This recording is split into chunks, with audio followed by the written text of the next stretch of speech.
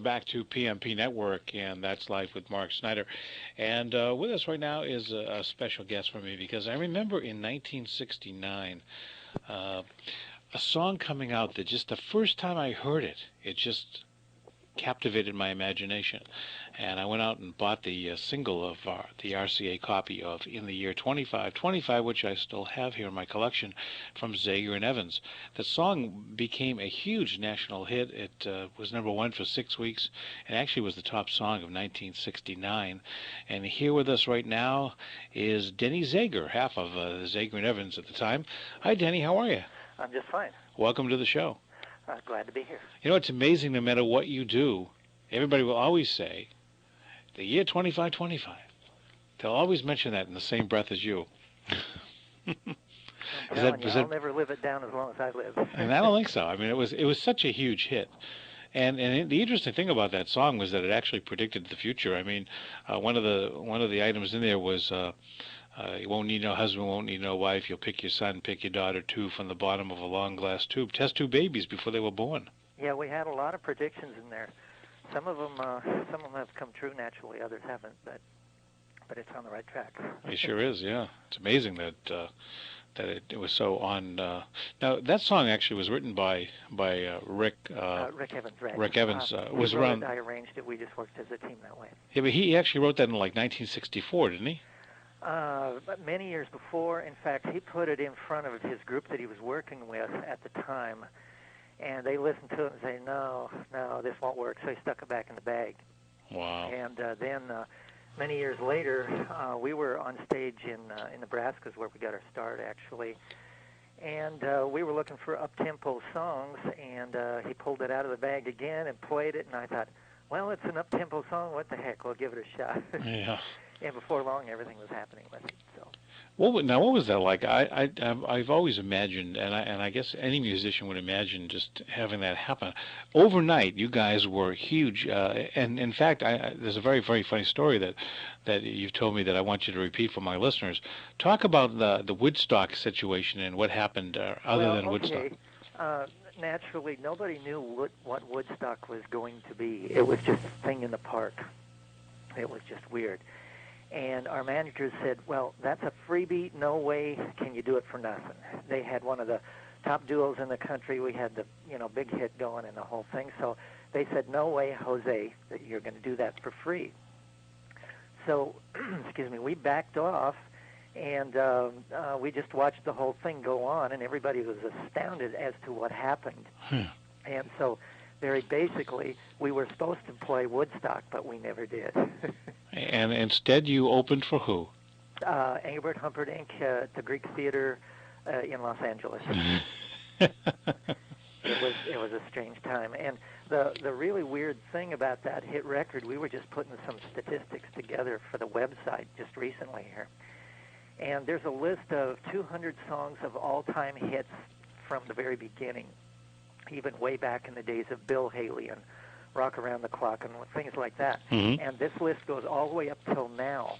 And that stupid song, even though we only had one hit, that stupid song took 89 out of that list, and the only two artists in front of us were Presley and the Beatles, which was really strange.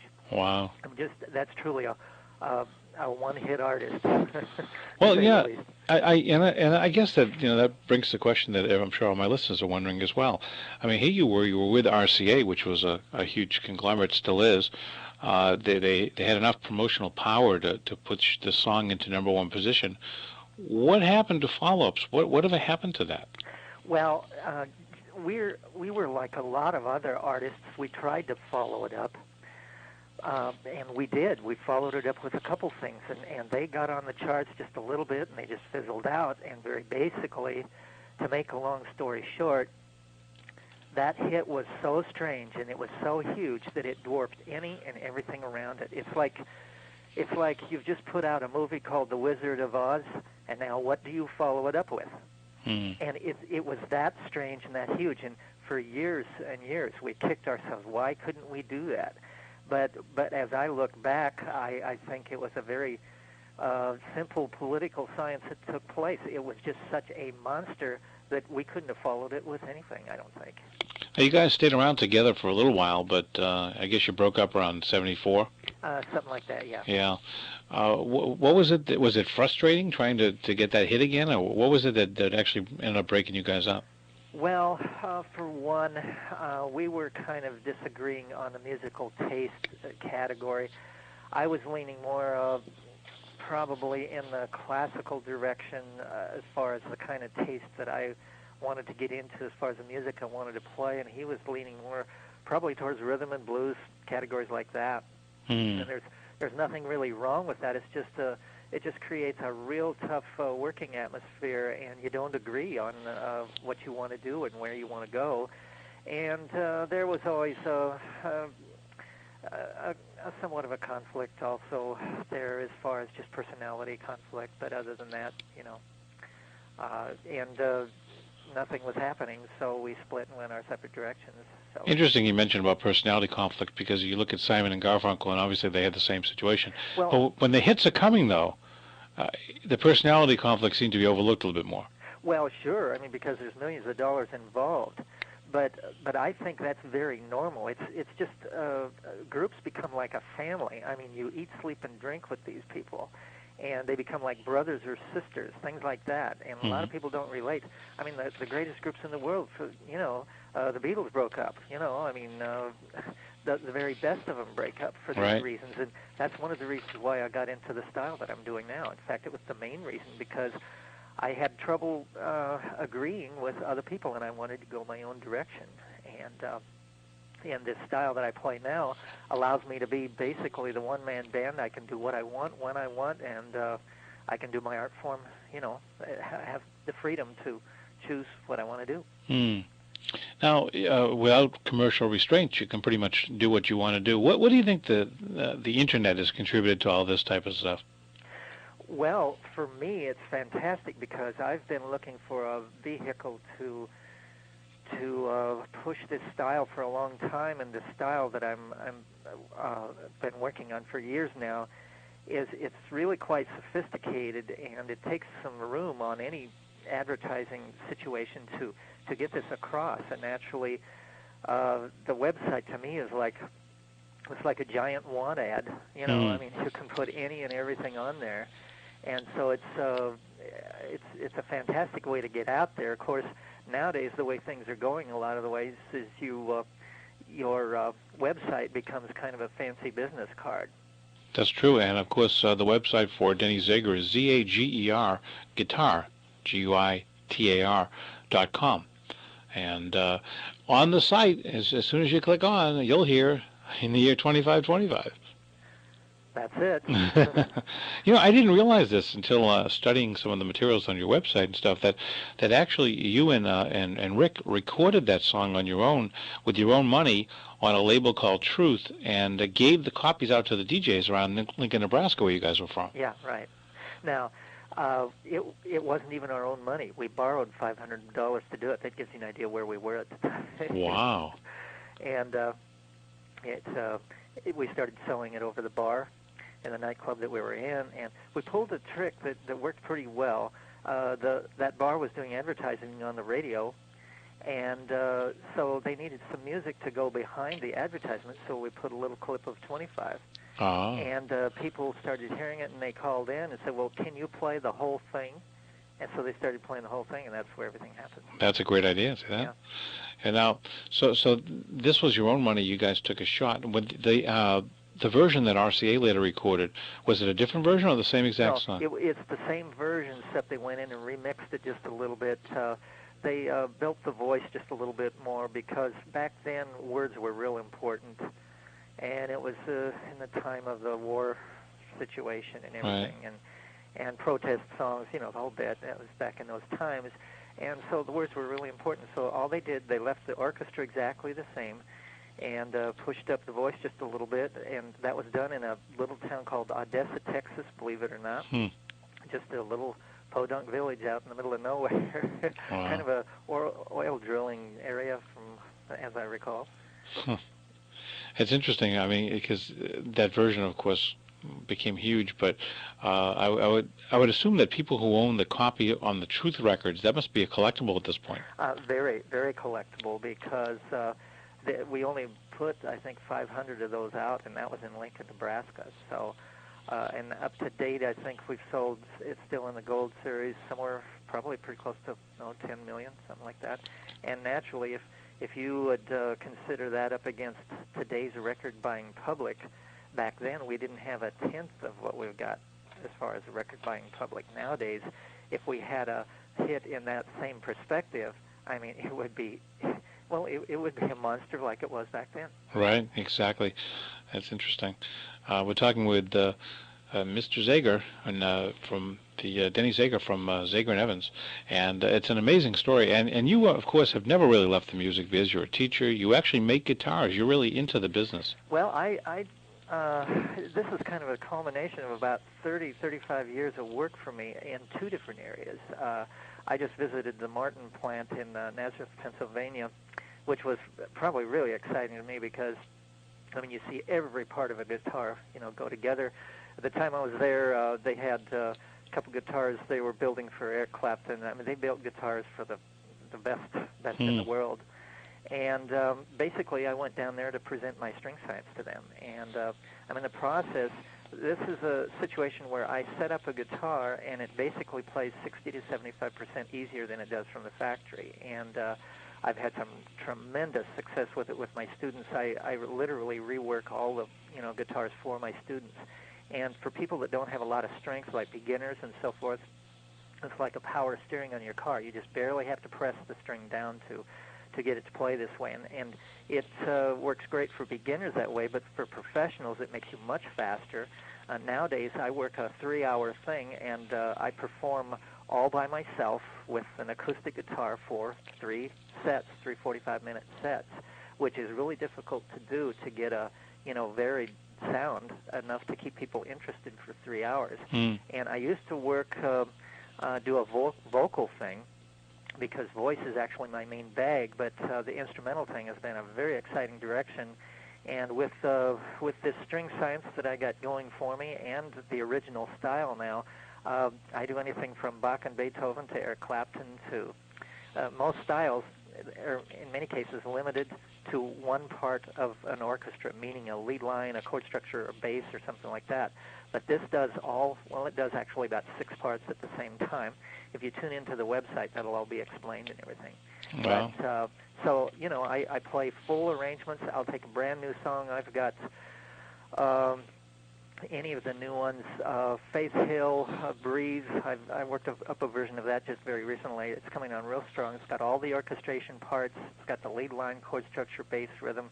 If you listen to the song, it's basically like the one that was recorded by Faith Hill, but it's done instrumentally, and it's all on one guitar. So it's a real exciting angle. Wow. We've had a ton of emails when we advertised you were going to be here, and I'll ask some of the questions that they've asked, actually. One of them actually wanted to know if where you're going to be playing, if there's any place that they can actually see you playing guitar, and also if you're taking students. Yeah, I'm very definitely taking students, although I limit my number of students because I want to spend more time with each individual. I teach primarily to do my research, not for the money, because there's not a lot of money in teaching. And naturally, the knowledge and stuff that I attain from that I use in the publishing and so forth. As far as where I'm playing and so forth, I actually live in Plano, Texas, which is a suburb of Dallas. And I play around some of the local coffee houses, Starbucks coffee, things like that, to stay in shape. Again, I don't really want to go on the road. It's not a big front show or anything. Very basically, all it is it's like a piano bar with a guitar, and it's a very neat setting the way it comes off, very laid back. And I just do it to stay in shape. I do it probably every other weekend, something like that. If a good musician doesn't play all the time, they don't stay in shape.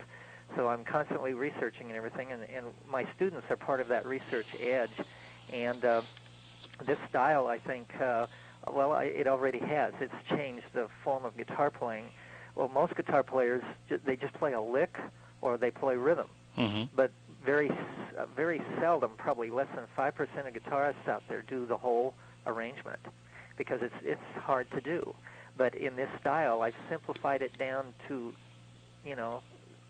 pulled it way down in simplification so it's feasible, for the average guitarist. So I've got total beginners on my roster. I've got 35-year players. As far as the string science, last summer I think I worked probably 10 or 15 guitars, $8,000 and more. So when you're working on an instrument like that, you have to watch what you're doing. I've got a Martin D41. It's 35, 40 years old now. It's worth upwards of $28,000. So that gives you an idea. A good luthier stands to lose much more than they stand to gain, which explains why there aren't a lot of good luthiers around. But it's a very interesting field. I've always been into sciences and things like that, and I've always wanted my instrument to play easier. Very basically, I set up a utopia where the guitar player just has a ball playing on stage. And I would do it whether I got paid for it or not. I mean, most good musicians are that way. Fortunately, there is some money involved. So. Well, this person who asked where you played also wanted to know if when you do play in concert, even in your acoustic sets, do you do 25-25? Amazingly enough, I don't. For one, I'm burned out on the song to a degree, but I always pick songs that lend themselves the best to the instrument. I can do a version of it, but I haven't really played it much. I don't know. It falls in the lists of classics that I do, and I can do it, and I can play a version of it, but it's probably not one of my greatest things that I do on guitar. Some things just lend themselves better to a particular instrument, and as an artist, I'm extremely picky on what I do and so forth. So when you're playing, you bill yourself as Denny Zager. Correct. So are there people there who recognize the name and say, are you related to that guy that did? Well, they mostly know you by now. The name Zager, it went down with the hit. But if somebody says in the year 2525, everybody, I mean just virtually everybody knows that there's not a place that I can go that people wouldn't know that song. Period. So it's always been a door opener, which is fortunate for right now. Even like me pushing this style as we speak here. So it's been an advantage, but I suppose it's been much worse than that on the private life part. A lot of times I don't even tell people who I am because of that reason, because we're off on one subject then, which is me, which to me I would rather learn about them, I guess. I don't know. I've never been much of a glory hound in that way. Are you married or happy? Well, I'm happy right now. Went through that game a couple times. Yeah. And so, things are working out. It's going a good direction. It's, as I said, both these things with the string science and the guitar style, I've worked on both of them for over 30 years now. And it's an exciting time because everything is coming together. I've got a good marketing person working on the style, and the website's going to be changing a great deal in the next month or two. And so we're going great guns. I really can't complain. Well, one of the emails came from Britain here, Great Britain, and it pretty much addresses the fact that they like your guitar style. They checked out your website. Obviously, they saw the link in our site, and he wants to know if any of the people from rock and roll are your pals, and if they have checked out your guitar stuff that you're doing. Any of the guitarists that in rock and roll. Well, one of the closest people I knew really quite well was probably John Denver, but needless to say, he's deceased at this point. But as far as the real pals, it's kind of unusual because like we worked on stage with groups like the Bee Gees, Fifth Dimension, Association, Engelbert Humperdinck, as I say, John Denver, and so forth. But they always played their own thing, and we played our own thing, and then it was down the road. So we ran into these people, but we really didn't get to know them very well. Yeah. And it's kind of a thing like that. A lot of people think that the music business is all glitter and it's fun and games and so forth, but to be honest with you, I saw the inside of an airplane a lot and a lot of hotel rooms, and that's where it's at. Hmm. So as far as the style, I don't know who is naturally tallying, on that category. So. Now, someone else wrote and asked a question which I can actually answer. They want to know where 2525 is located on CD, and I know that Rhino has a Billboard 1969 CD out that does have that in it. And if you know, is there a collection of your stuff as well somewhere? Again, in this situation, the artist really doesn't have much to do with that. The original copy is owned by RCA Victor. It's the master, and they can sell it to whoever they want. So we as artists really have no idea. I have people say, "Oh yeah, we saw you on. Your song was advertised the other night, and this and that." I have no idea. I don't even follow it. It's kind of a strange situation, but that's the way it works. So when Rhino sells their Billboard CD with the 1969 greatest hits on it, including in the year 2525, I assume that Rick must get a check because he wrote the song.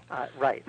But the publisher, there's publishing, which I should have had part of. Very basically, I got railroaded out of it. I got paid for 2 years after the record. The songwriter gets paid in perpetuity, forever. right? But the person that has the publishing on it makes a lot of money, and I should have had that. And very basically, I didn't get paid for anything. I mean, not much of anything on it.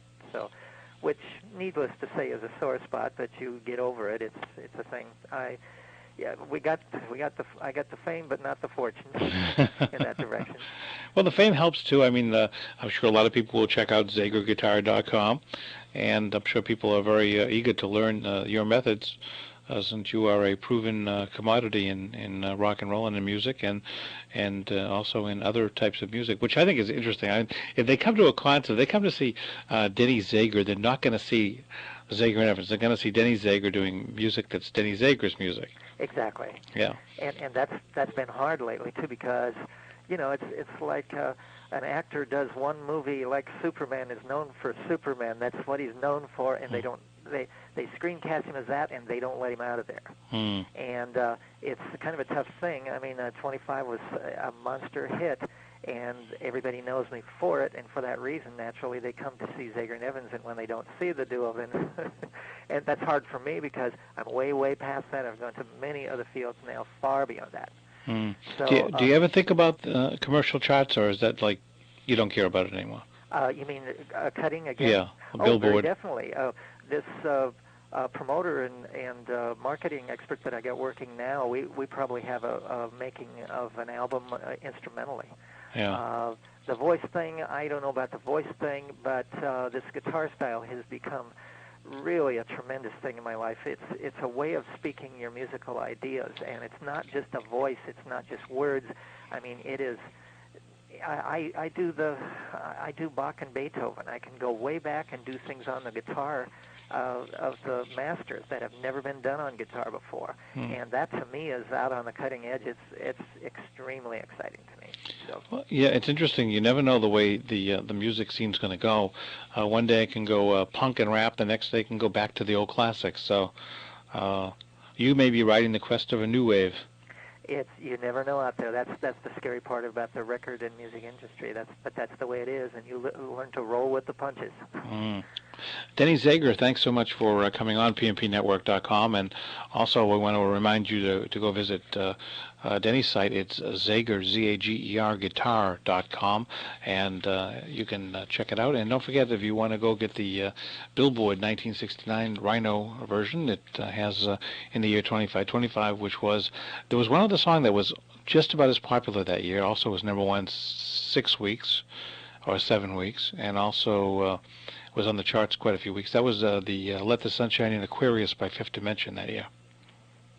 That was a big one, too. Yeah. Yeah, I don't know about you, Denny, but for me, at least, and it may be the age thing, I'm not sure, but I look at music of the mid to late 60s and early 70s, and I can't see any other decade that's come close to the kind of quality of those decades. And it could be because of the fervent anti-war thing. It could be, because of the passion that was during that time. I'm not sure. Maybe the drugs. I don't know. Well, what's really interesting with me now, I see all kinds of students. I have students, a few of them younger, 12 and 15, so forth, but a good share of them are older too. But these younger students come in and they don't play the music of this time, they play the music of that time. And I think that says a lot. Yeah. I think it's like a Rolls Royce. It's built to go forever. And an art form, a Van Gogh painting, will always be a Van Gogh painting, and I don't care if it's 150 years old. And to me, music is that exact same way. And regardless when it was put out, of course, the words can be dated and so forth, but still, it's a genuine art form of that individual artist and that time, and you can't replace that. Yeah, I was at a party the other day with a 17-year-old young lady, and she was playing the Beatles' one album, which this is like that and the Doors, all the stuff's new music to these kids. Yes, it is. It's very exciting. It is interesting. Yeah. Well, Denny, thanks so much for coming on, and keep in touch. It's been a pleasure being here. Take care. Thanks for inviting me. Bye-bye.